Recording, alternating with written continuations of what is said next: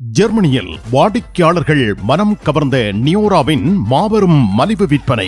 சாரிகள் அனைத்தும் 70% வரை விலை தள்ளுபடி. லெஹங்கா, சுடிதார் 40 முதல் 50% வரை விலை தள்ளுபடி மற்றும் பல புடவை திணுசுகள் 50% வரை விலை தள்ளுபடி. ஜூலை 19 காலை 10 மணி முதல் மாலை 5 மணி வரை முன்செனில் நியோராவின் மாபெரும் கோடைக்கால மலிவு விற்பனை.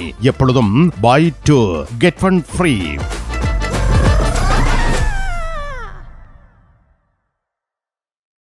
தமிழ் காட்சி ஊடகத்திற்கு நீங்கள் வழங்கி வருகின்ற ஆதரவுக்கு எமது நன்றியை தெரிவித்துக் கொள்கின்றோம்.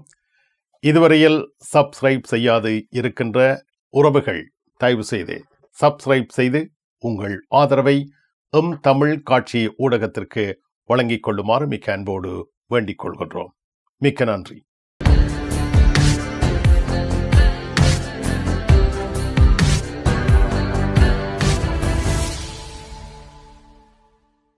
ஜெர்மனி செய்திகள். ஜெர்மனி நாட்டில் இருந்து வேலும் மயிலும் ராமகிருஷ்ணன் அவர்கள். எந்த உறவுகளே வணக்கம். ஜெர்மனி நாட்டின் வெளிநாட்டு அலுவலகத்தில் பணியாற்றிய ஒருவர் பெண் ஒருவருக்கு பிரஜா உரிமை வழங்கியதில் தவறுதலாக அவர் செயல்பட்டிருக்கின்றார். அவருடைய தவறை அவர் ஏற்றுக்கொள்ளாத நிலையில் இப்பொழுது விசாரணைக்கு உள்ளாக்கப்பட்டிருக்கிறார். பேர்லினில் உள்ள வெளிநாட்டவர் காரியாலயத்தில் கடமையாற்றுகின்ற அதிகாரி ஒருவர் சட்டவிரோதமான முறையில் தனது காதலிக்கு, குறிப்பாக வடக்கு மக்சோடோனியாவை சேர்ந்த பெண்ணிற்கு பிரஜா உரிமையை கொடுத்தார் என்ற குற்றச்சாட்டின் அடிப்படையில் தற்பொழுது போலீசார் விசாரணைகளை மேற்கொண்டுள்ளதாக தெரிவிக்கப்படுகின்றது. அதாவது இந்த 38 வயதுடைய வெளிநாட்டு அலுவலகர்கள் காரியாலய அதிகாரியானவர் தான் இந்த பெண்ணிற்கு பொறுப்பான அதிகாரியாக இல்லாத இடத்தில் கூட சட்டவிரோதமான முறையில் மற்ற அதிகாரியினுடைய கணனிக்குள் உள்புகுந்து இவ்வாறு இந்த வெளிநாட்டு பெண்ணுக்கு, வடக்கு மக்சோடோனிய பெண்ணிற்கு பிரஜா உரிமையை வழங்கிய பிற்பாடு அந்த பத்திரக்கோர்வைகளை அளித்ததாக தெரிவிக்கப்படுகின்றது. இந்த பெண்ணானவர் இந்த பிரஜா உரிமையை பெற்றுக்கொள்வதற்கு தகுதியான விண்ணப்பதாரியாக இல்லாத இடத்தில் கூட இவரை இந்த விண்ணப்பத்தை மீள பெறுமாறு வேண்டியிருந்தும் இந்த காதலிக்காக இந்த அதிகாரியானவர் கண்மூடித்தனமான இந்த செயற்பாடை மேற்கொண்டதாக தெரிவிக்கப்படுகின்றது. அதாவது இந்த வடக்கு மக்சோடோனியாவை சேர்ந்த பெண்ணிற்கும் மற்றும் 4 பேருக்கும் இந்த பிரஜா உரிமையை வழங்கியதாக இந்த அதிகாரி மீது குற்றச்சாட்டுகள் எழுப்பப்பட்டிருக்கின்றன. ஜெர்மனி நாட்டில் போதைப் பொருளை நிபந்தனையுடன் பாவிப்பதற்கு அனுமதிக்கப்படுகிறது. ஜெர்மனியில் மரிவானா சொல்லப்படுகின்ற போதைப் பொருளானது பாவனைக்கு உட்படுத்துவதற்கு சில நிபந்தனைகளின் அடிப்படையில் மேற்கொள்ளலாம் என்று ஜெர்மனியின் அரசாங்கம் கடந்த ஆண்டு முடிவெடுத்திருந்தது. இவ்வாறு இந்த மரிவானா சொல்லப்படுகின்ற போதைப் பொருளை பாவிக்கின்றவர்களில் பலர் மனோவியல் பிரச்சனைக்கு உள்ளாவதாக KKH என்று சொல்லப்படுகின்ற சுகாதார காப்புறுதி நிறுவனம் வெளியிட்டுள்ள அறிக்கையில் தெரிவிக்கப்பட்டிருக்கின்றது.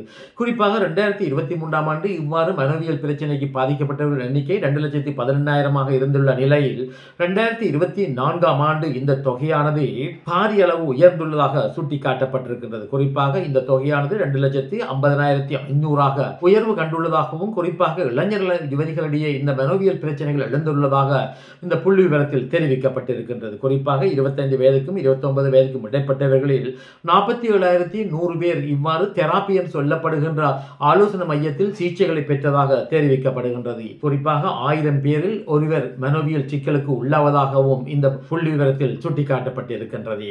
ஜெர்மனியில் உங்கள் நண்பன் கோபரா ஞானம் நாகரிக நங்கிற்கும் ஆடவருக்கும் ஏற்ற நவீன ரக புடவைகளை ஜெர்மனியில் நாள்தோறும் அறிமுகம் செய்யும் கோபரா ஞானம் ஸ்தாபனத்தில் தரமான ஆடை திணுசுகளை எப்பொழுதும் மலிவு விலைகளில் பெற்றுக் கொள்ளலாம் என்பதை மறந்து விடாதீர்கள். கோபரா ஞானம் டாட்மண்ட். ஜெர்மனி நாட்டில் அகதிகளை கட்டுப்படுத்துவதற்காக ஏனைய நாடுகளுடன் இணைந்து ஆலோசனைகள் மேற்கொள்ளப்படுகின்றன. ஜெர்மனியில் வருகின்ற அகதிகளை மற்றும் வெளிநாட்டவர்களை கட்டுப்பாட்டுகள் கொண்டு வருவதற்காக ஜெர்மனியின் சமஸ்டி உள்ளூராட்சி அமைச்சரான அலெக்சாண்டர் டோப்ரிங் அவர்கள் இன்றைய தினம் பல ஐரோப்பிய உள்ளூராட்சி அமைச்சர்களை அழைத்து மாநாடு ஒன்றை கூட்டுகின்றார். குறிப்பாக இத்தாலி, ஆஸ்திரியா, பிரான்ஸ், செச்சிய குடியரசு போன்ற நாடுகளிலிருந்து இவர்கள் கலந்து கொள்வார்கள் என்றும், இவ்வாறு கலந்து கொள்ளும் பொழுது பல புதிய கடுமையான முடிவுகள் இந்த விடயத்தில் எடுக்கப்படும் என்றும் எதிர்பார்க்கப்படுகின்றது. குறிப்பாக ஜெர்மன் நாட்டில் அகதி விண்ணப்பம் மேற்கொண்டு இந்த அகதி விண்ணப்பம் முற்றாக நிராகரிக்கப்பட்ட நிலையில் இந்த அகதிகளை சொந்த நாட்டுக்கு திருப்பி அனுப்பப்பட முடியாத நிலை இருந்தால் அவர்களை 3வது நாடொன்றுக்கு அனுப்புவதற்கு கூட இந்த மாநாட்டின் பொழுது முடிவுகள் மேற்கொள்ளலாம் என்றும், ஐரோப்பாவிற்கு பொதுவான கடுமையான குடியேற்ற சட்டம் ஒன்றை நிறைவேற்றுவதற்கு சகல சட்ட நகல்கள் இந்த மாநாட்டின் பொழுது தயாரிக்கப்படும் என்றும் எதிர்பார்க்கப்படுவதாக அங்கிருந்து வரும் செய்திகள் தெரிவிக்கின்றன. ஜெர்மனி நாட்டில் டிக்டாக் மூலம் பரப்பப்பட்ட செய்தி ஒன்றினால் மக்கள் குழப்பமடைந்திருக்கின்றார்கள். அந்த செய்தி பொய்யானது என இப்பொழுது அறிவிக்கப்பட்டுள்ளது.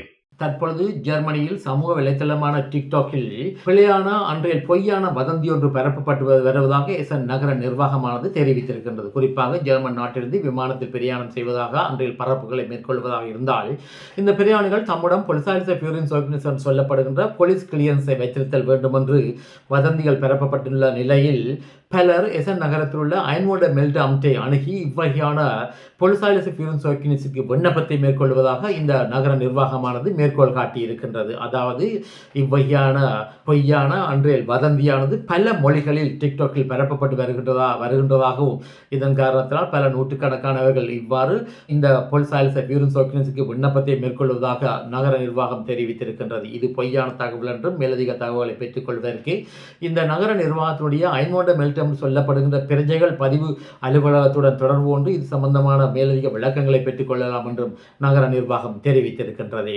இனி உலகச் செய்திகள். சிரிய நாட்டினுடைய அரச படையினர் இஸ்ரேலின் எல்லையில் உள்ள ரூசன் என்று சொல்லப்படுகின்ற இன மக்கள் வாழுகின்ற பிரதேசத்தில் இந்த பிரதேசத்தில் மக்கள் மீது தாக்குதலை நடாத்தியிருந்தது. அதாவது இந்த பிரதேசத்தை தமது கட்டுப்பாட்டுக்குள் கொண்டு வருவதற்காக பெடுவின் என்று சொல்லப்படுகின்ற நாடோடி மக்களுடன் சேர்ந்து இந்த தாக்குதலை ஆரம்பித்திருந்தது. தற்பொழுது இஸ்ரேலானது இந்த ட்ரூசன் என்று சொல்லப்படுகின்ற இந்த மக்களுக்கு தாங்களே பாதுகாவலர் என்று கூறி சிரியாவின் தலைநகரமான டமஸ்கஸில் உள்ள பாதுகாப்பு அமைச்சு கட்டிடத்தின் மீது தாக்குதலை மேற்கொண்டிருந்தது. இந்த பாதுகாப்பு அமைச்சு கட்டிடத்திலேயே தற்பொழுதைய ஜனாதிபதி வசித்து வருகின்றார் என்பதும் குறிப்பிடத்தக்கதாகும்.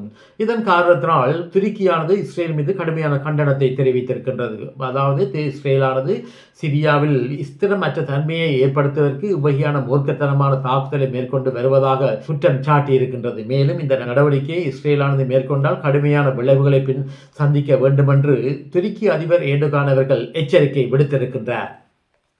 செம்மணி மனித படுகொலிகள் விடயத்தில் நேற்று தினம் கொழும்பில் ஆர்ப்பாட்ட ஊர்வலம் ஒன்று நடைபெற்றிருக்கின்றது. அதாவது இந்த ஆர்ப்பாட்ட ஊர்வலத்தில் தமிழ் முற்போக்கு கூட்டணி அமைப்பின் தலைவரான மனோ கலசன் அவர்கள் கலந்து கொண்டதாகவும் இந்த ஆர்ப்பாட்டக்காரர்களுக்கும் மற்றும் போலீசாருக்கும் இடையே கைகலப்புகள் ஏற்பட்டதாகவும் இந்த கைகலப்பை கட்டுப்பாட்டுக்கு கொண்டு வருவதற்கு போலீசார் கலகம் அடக்கும் போலீசாரை ஸ்தலத்துக்கு அழைத்ததாகவும் தெரிவிக்கப்படுகின்றது. மிக்க நன்றி வேலும் மயிலும் ராமகிருஷ்ணன் அவர்களே. மீண்டும் சந்திப்போம். வணக்கம். அதெல்லாம் இருக்கட்டுமாப்பா, வீட்டு டிடி பாக்ஸ் இருக்கோ? என்ன இல்லையோ? எனக்கு விசாக்கு முதல் டிடி பாக்ஸ் இருக்கும். இல்ல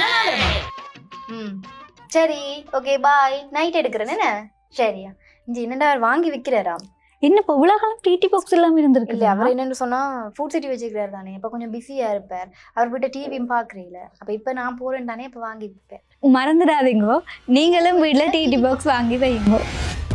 தமிழ் தொலைக்காட்சிகளின் நிகழ்ச்சிகளை தங்கள் இல்லங்களுக்கு எடுத்து வருவதில் முன்னணி வகிப்பது டிடி பாக்ஸ்.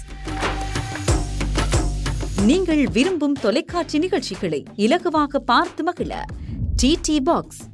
விவரங்களுக்கு 0049 1630 00 78 00.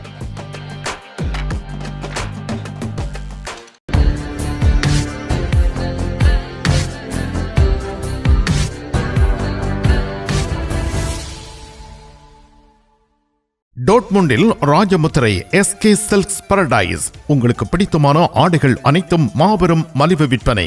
ஒவ்வொரு சனிக்கிழமையும் அதிவிசேட மலிவு விற்பனை. விஜயம் செய்யுங்கள் SK சில்க்ஸ் பாரடைஸ் டோட்முண்ட்.